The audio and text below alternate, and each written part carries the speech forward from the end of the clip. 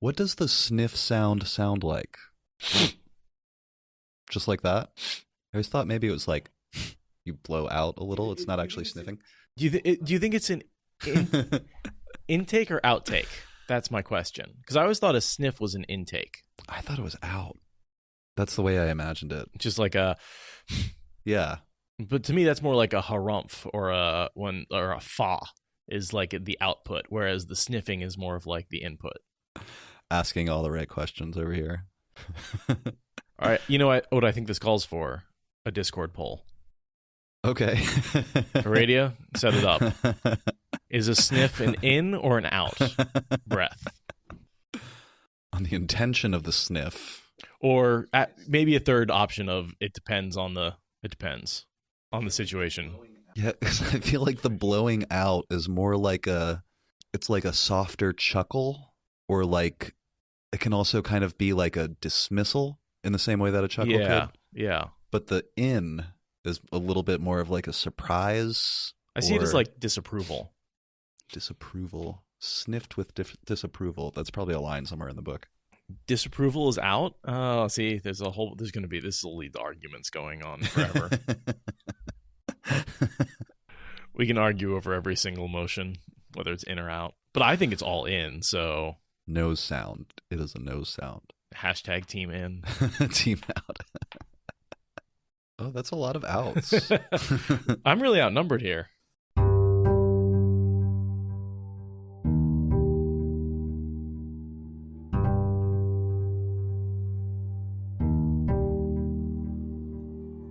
This is the Wheel of Time Spoilers podcast. Your hosts are Seth Jacobson and Patrick Heiler. Wanted to read the first 2 paragraphs, which says this is pretty long. I did want to talk a little bit about the icon before we got into that. The heron-marked sword. The heron-marked sword. Or I'll say chapter 18, healing. And her symbol is the heron-marked sword. But yeah, what is that about, actually? I didn't think about it. I thought about it, and I have nothing. So this is just the healing. Right, and it has nothing to do with Rand. It has nothing to do with swords. It has nothing to do with Blade Masters. Weird. They're always applicable. This is the only one I can think of that doesn't seem applicable. I guess we'll have to keep our eye out for it, or somebody made a mistake. No idea. The only thing I'm thinking is that maybe the heron on the hilt kind of looks like the flame of Tarvalin, just the way it's drawn. Yeah. But that's such a stretch. Yeah, it is. There's even a dagger icon. Like, why wouldn't they use the dagger icon? Right? Oh, I bet that's the most. Is it the same in your book? Is it the heron mark? I assume. I bet they meant to use the Ruby Hilted Dagger, and somebody put the wrong icon in. Probably. That's my best guess. That's what has to be going on here, because this is all about the healing of Matt from the Ruby Hilted Dagger. Yeah. This is the healing. So there are no swords in this whole chapter. No. There are no men in this whole chapter. Well, except for Matt.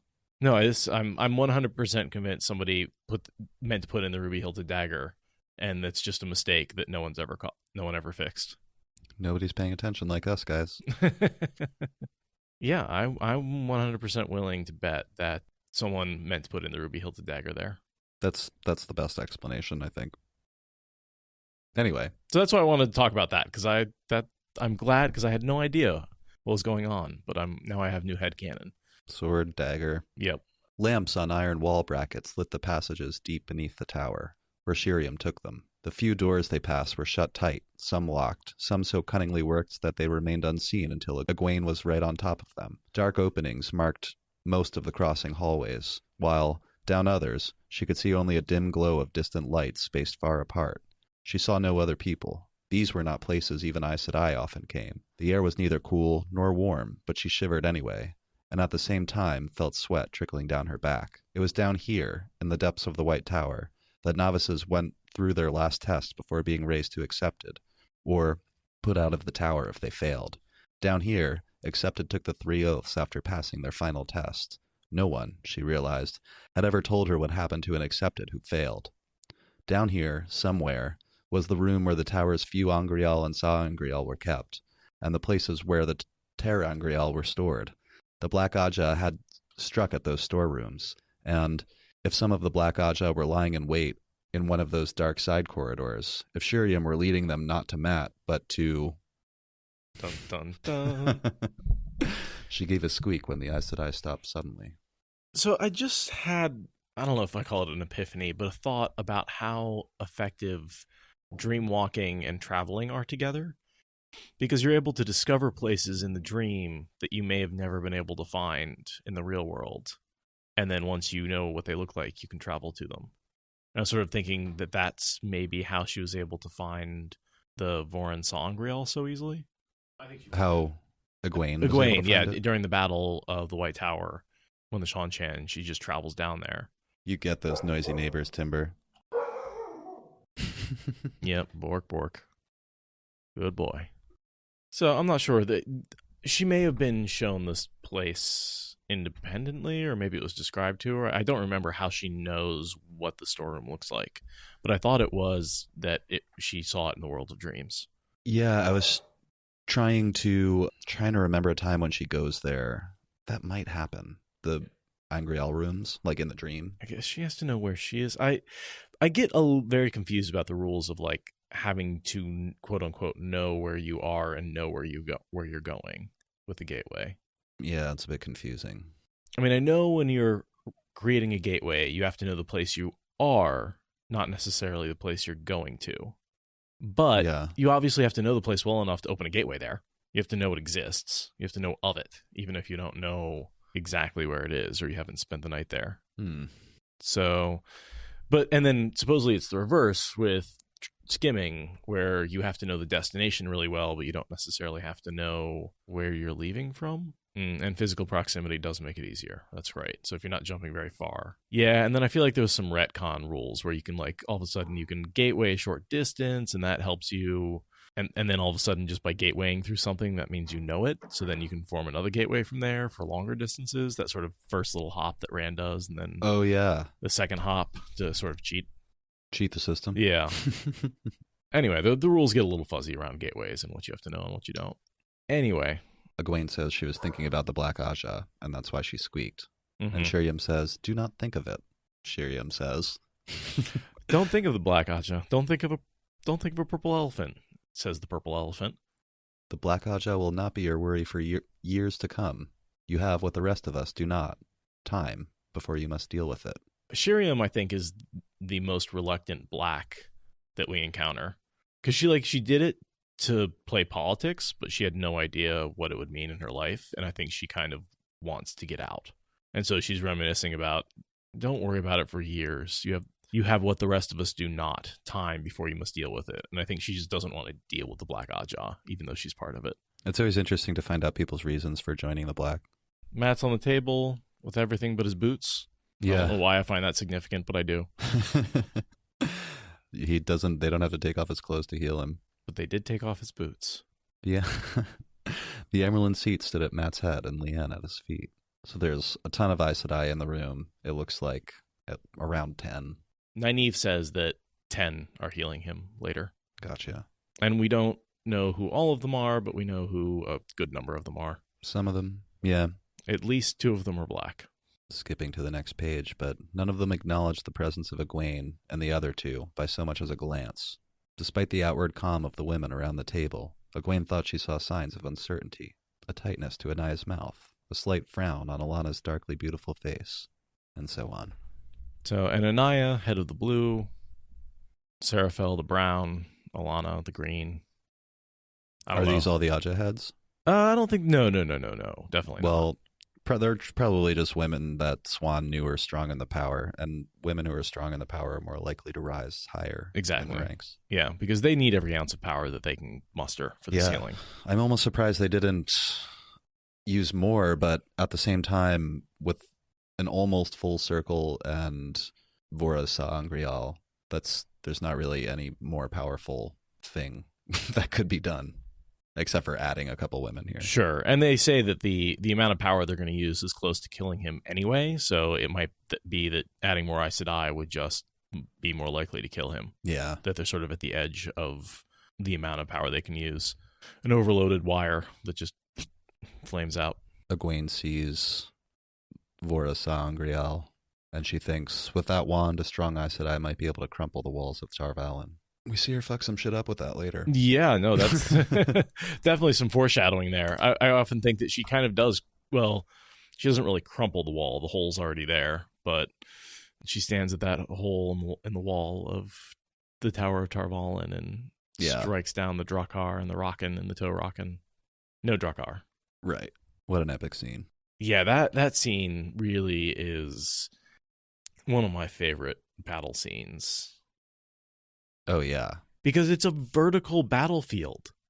It's fascinating that because there's this giant tower, but there's also these flying Drakkars, and so he's able to describe the battle by floors. Raken. And you have the different factions on the different floors. It's such a good battle.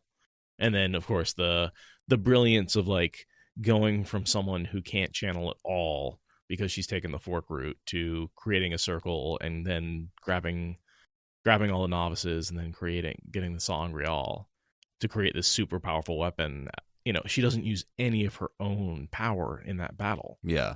She is powerless, and yet... She just has a bunch of little girls tagging along.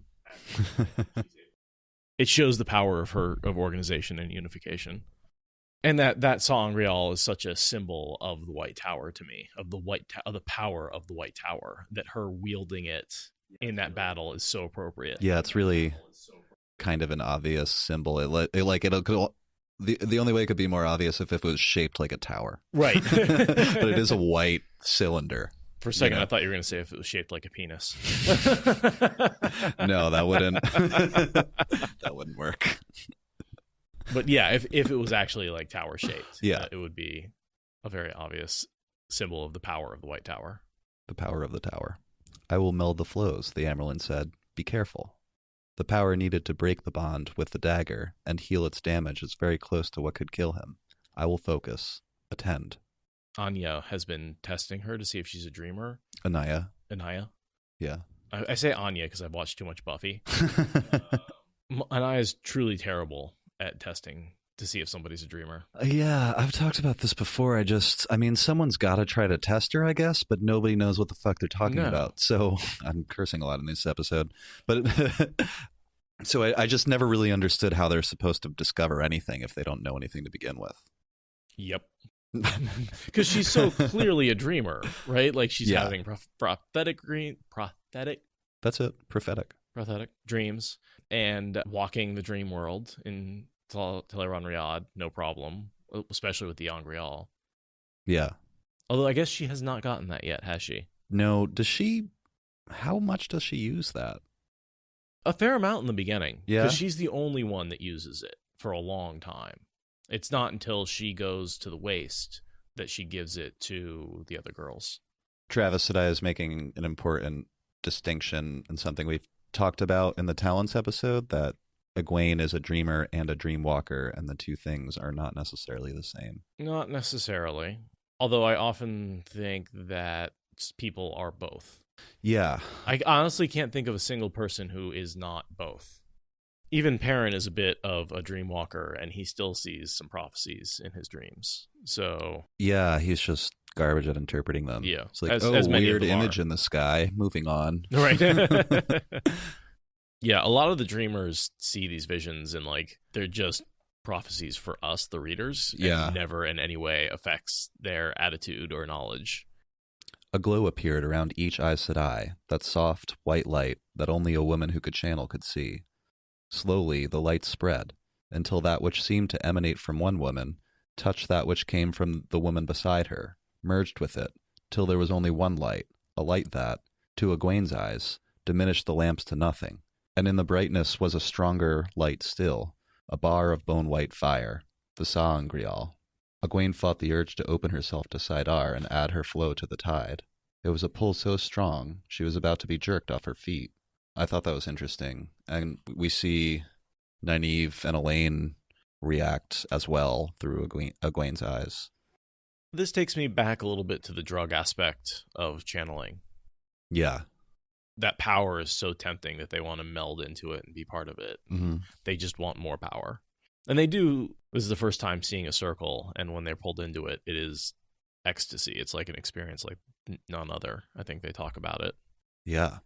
I also sort of wanted to talk a little bit about the imagery there, because it starts with a glow appearing around each of the Aes Sedai, which means they all individually embraced the one power, Mm-hmm.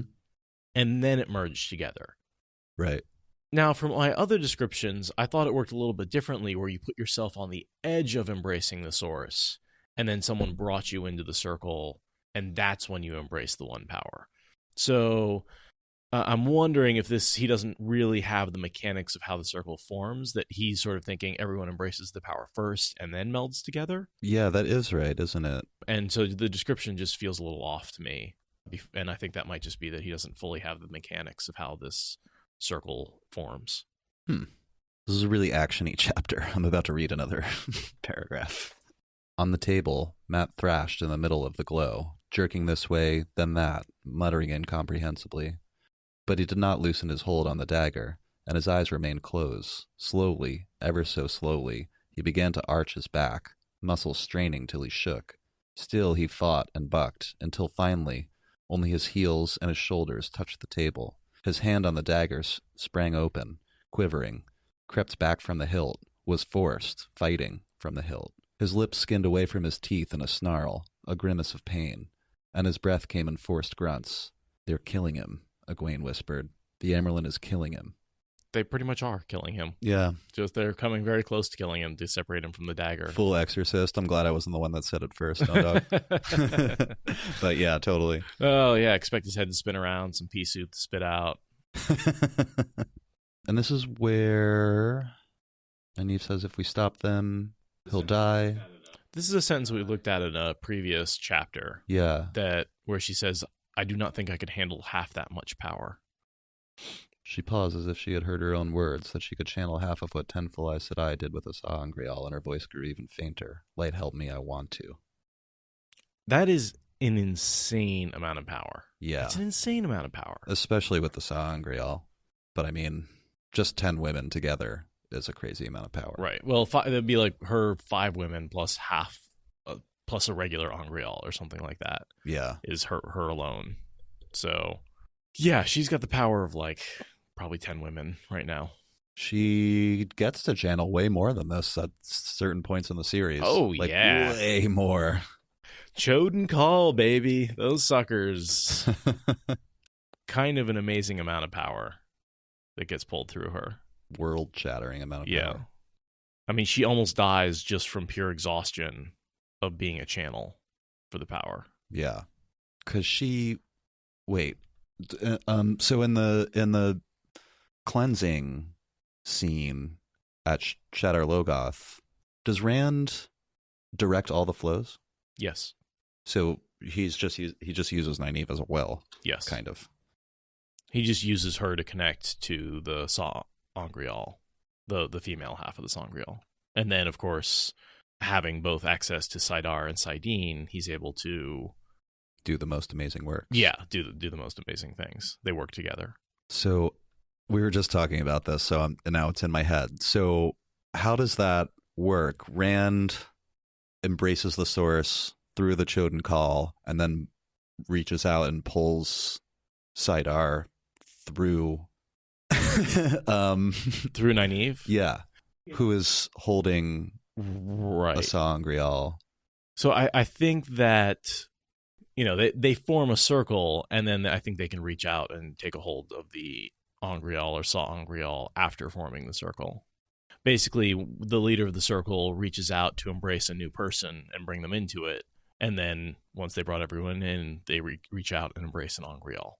It's just like adding another quote-unquote person to the circle, except they have no will, and you just embrace the source through it. Gotcha. Or pull the source through it. That's complicated. It's a little complicated. Egwene has a thought. Did Nynaeve mean she wanted to help Matt, or she just wanted to channel that much of the power? We're coming back to the drug analogy there. Probably a bit of both. Yeah. We must trust them, Nynaeve said. He has no other chance. And then Matt starts screaming in the old tongue. And I'll spare you. I decided not to try to read any of this out loud. Do you want me to read the translation? Oh, yes. Footmen, prepare to pass, cavalry forward. Forward the Heart Guard, forward, for the honor of the Red Eagle. The Red Eagle. Ancient battle cries of Manetheren. I thought it was interesting here that Egwene, at the end of this paragraph, has the thought, I'll just read this clip, as if the meaning were just out of sight and all she had to do was turn her head to know. That she feels like she should understand it, but she doesn't. Yeah. Well, she's also strong in the old blood of Manetheren. Yeah. We think she might be the queen reborn.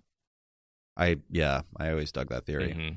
And then I think we see a bit of one of Matt's previous lives here in the next chapter. There's like a full page. Yeah. With a loud pop of tearing leather, the golden sheathed dagger rose from Matt's belt, hung a foot above his straining body. The ruby glittered, seemed to send off crimson sparks as if it, too, thought the healing. Matt's eyes opened, and he glared at the women standing around him. That loud pop of tearing leather, I actually always thought it was the tearing of the bond between him and the dagger. I didn't realize it was physical leather. Oh, yeah, I think they're ripping it off his body. Right. But I think it's a great analogy of having, like, both the physical ripping at the same time as the magical ripping. They're ripping it away from him, both physically and magically. And you have that, like, auditory cue with the ripping of the leather. Yeah. Radia brings up a good point to say aloud that the Aes Sedai in the room are afraid to touch it or get near it at all. So they're using air to move the dagger around the room. Yeah, I would too if I wouldn't want to deal with that thing. Later, I think it's Anaya uses a pair of tongs, like from a kitchen, to take it out of the air and place it into this special box that we only see once ever. But that is some kind of, I have always imagined it as just like a thick lead box. Oh yeah, lead, definitely. I don't know why lead, but because it's heavy. It protects you from X-rays. Yeah. Also, it's good for shutting out kryptonite. Yes, that's right. That's right. Shutting out the evil tendrils absorbs the evil. So Matt's screaming. A roar of rage that went on, till Egwene wondered that he had any breath left in him, screaming in the old tongue. Release me, Aes Sedai. I am a free man, Aes Sedai. I am no Aes Sedai meat. Release me. Hurriedly, Anaya bent to lift a dark metal box from under the table, moving as if it were heavy. When she set it beside Matt and opened the lid, only a small space was revealed within the sides, at least 2 inches thick. Anaya bent again for a set of tongs such as a good wife might use in her kitchen, and grasped the floating dagger in them as carefully as if it were a poisonous snake. Matt's scream grew frantic. The ruby stone furiously, flashing blood red.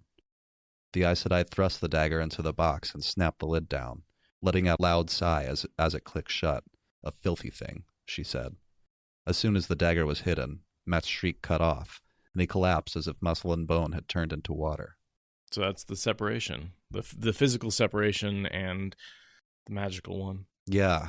It's kind of interesting that his body seems able to sense it, or Shadar seems able to sense, or whatever that is, that when the box is clicked shut, it's done. I imagine that there's this physical separation that happens, so they pull it off of him. Then there's a magical separation that happens where they sort of cut the bond, but because the dagger is still there and still giving off its evil, it's still pulling at him. Yeah. And then once it's shut in the box is absorbing whatever evil rays it's giving off. And that's only when his body finally relaxes. And he's still like attuned to it. Oh, yeah. Forever. He's kind of inoculated. As we see in the last book. When it will no longer affect him. It's part of him. It's just a knife to Matt now. It's just a weave. Yeah, Sir Septon, I also imagine like sort of anime tendrils of like magic clinging to him that they're like severing with the weaves, and it's like fighting this big hydra that constantly is trying to reattach, and when they shut it in the box, that like stops all the tendrils. I'm nodding. I wish there was more description of the flows in this scene, because we don't really get to see what the Aes Sedai are doing. Not that Egwene would probably understand, even if she could see, or there's no understand what she was flows. looking at. It's all just glow and healing and power. Yeah, But we do know that when they're done, the Aes Sedai are sweating, which doesn't happen. This may be the only scene where we see an Aes Sedai sweat in the entire series. Well, occasionally when they like get really nervous or lose their composure or really tired, they sweat. Yeah. But they have to lose their concentration, basically. Some of the Aes Sedai sagged visibly, and sweat beaded on more than one brow. Anaya pulled a plain linen handkerchief from her sleeve and wiped her face openly. Next thing I have is fascinating, Varen said. How providential. That the old blood could flow so strongly in anyone today. She and Seraphel put their heads together, talking softly, but with many gestures. They went right into a debate about something. Yeah. Brown style. When I read that, initially I thought that they were probably sharing their translations of the Old Tongue, but it seems that even Siuan can speak or can understand Old Tongue. Yeah, I feel like if you're an Aes Sedai, part of your training is learning the Old Tongue. If you're not like a 2-year rapid, if you're there for 10 years, one of your courses is like the Old Tongue. Old Tongue 101. Right.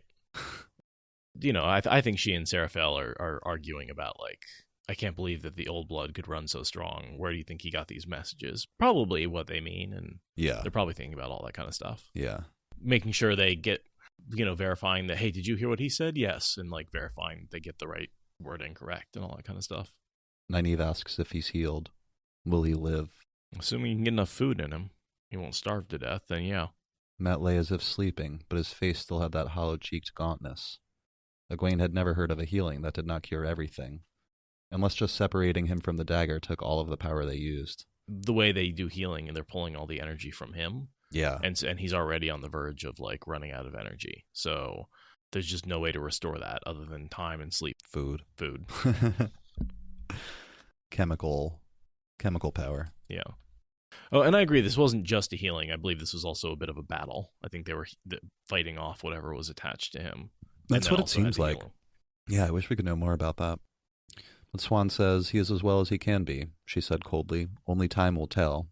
Carrying something with Shadar Logoth's taint for so long, who knows what effect it will have on him? Perhaps none. Perhaps much. We will see.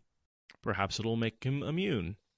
Yeah, are we all in the... Seth and I have used the coin polishing analogy a bunch of times on previous episodes where I always think of Matt here as Team Penny Polish. Yeah. That something happens to Matt here. Sure. So, yeah, we should talk a little bit about that. I want to get a little more into it in the next chapter because that's when we sort of see Matt wake up. But Sure. In the stripping away and in the pulling of the dagger, it took something with it. So for those of you who haven't heard us, I'll just say it for the sake of anyone who doesn't know what we're talking about. The idea is that Matt is a penny. You leave the penny out in the rain for a long time, and it grows like calcium and tarnish and all that. Now you can polish the penny, but polishing the penny is actually removing a layer of copper. So and all the corrosion and stuff that it protects the penny. Right. So when you remove it all, there's actually less penny than there was before. Right. But it's perfectly shiny. That's kind of the idea, that the corrosion is the dagger, Matt is the penny, the healing is the polish. So he's better than he was before. But he's missing some pieces. Yes. And he's probably closer to the old blood than he... Yeah. I think it removes some of the... if the blood is your inheritance and what you are, and your life is sort of what overwrites that, then by removing a bit of his life, you're getting closer to the old blood underneath. Right. So before it was down deep, but now it's closer to the surface. Exactly. Because the surface is lower. And he continues to, like, mumbling in the old blood, like, into the next chapter. In the old blood, in the old tongue. Oh, yep. Siuan, this is where Siuan talks about that she knows what he said. Elaine asks, what was he shouting about? This past and present thing is pretty interesting. Yes. And that'll apply a lot in the next chapter when he actually recounts what he was experiencing at that time. Yeah. Swan says he was ordering soldiers in a battle 2,000 years gone. I would say the old blood comes again. So that's during the Trolloc Wars. Yeah. Defending Manetheren. Yeah. It's the last stand. Mm-hmm. And in that he says he's known as the Gambler, which makes me think that actually is one of his previous lives, because that is what Arthur Hawkwing calls him.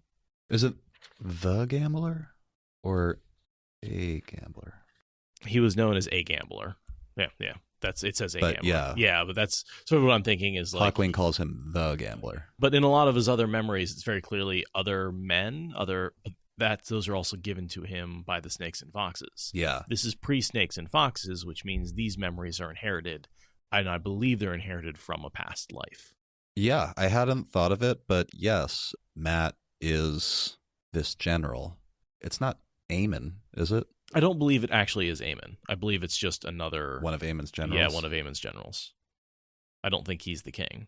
Yeah, just curious what you guys thought. I think we seem to think that he was just one of the generals in that battle. Yeah, I don't think he was Aemon. I think he was just a farm boy with a quarterstaff. But we can talk about that more when we actually have a page of him recounting it in the next chapter. Yeah. Swan says, it was not all about a battle, Nynaeve said. I heard him say Aes Sedai. That was no battle, mother, she added belatedly. For a moment, the Emerald seemed to consider, perhaps what to say, perhaps whether to say anything. For a time, she said finally, I believe the past and present were one. He was there, and he was here, and he knew who we were. He commanded us to release him. She paused again. I am a free man, Aes Sedai. I am no Aes Sedai meat. That is what he said. Leanne sniffed loudly, and some of the other Aes Sedai muttered angrily under their breath. Did we record the thing about sniffing before? Yes. Good. It's a good question. Leanne sniffed loudly. In or out? I feel like that's kind of in is like a surprise and out is kind of like a disdain. Oh, see, I don't know. I'm in on this. I don't know where I'm getting that from. Oh, this is going to be a debate on every single sniff we come across from now on. Was it in or was it out? But mother, Egwene said, he could not have meant it as it sounds. Manetheren was allied with Tarvalin. Manetheren was an ally, child, the Emerald told her, but who can know the heart of a man? Not even he himself, I suspect. A man is the easiest animal to put on a leash, and the hardest to keep leash, even when he chooses it himself. Mother, Sheriam said, it is late. The cooks will be waiting for these helpers. Mother, Egwene asked anxiously, could we not stay with Matt, if he may still die? The Emerald's look was level, her face without expression. You have chores to do, child. It was not scrubbing pots she meant. Egwene was sure of that. Yes, mother. She curtsied, her skirts brushing Nynaeve's and Elaine's as they made theirs. One last time she looked at Matt, then followed Sheriam out. Matt had still not moved. You have chores to do, child, like scrubbing pots and hunting down the Black Ajah. Just a few little chores. Hey, that's a good point, Ferengi, that perhaps there are regional differences in types of sniffing. So, someone from the Borderlands might make a particular sound, and Seth is looking at me like, this is so boring.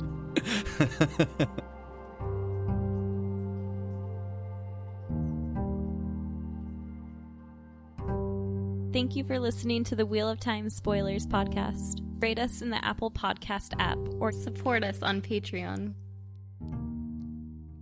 Is that good enough?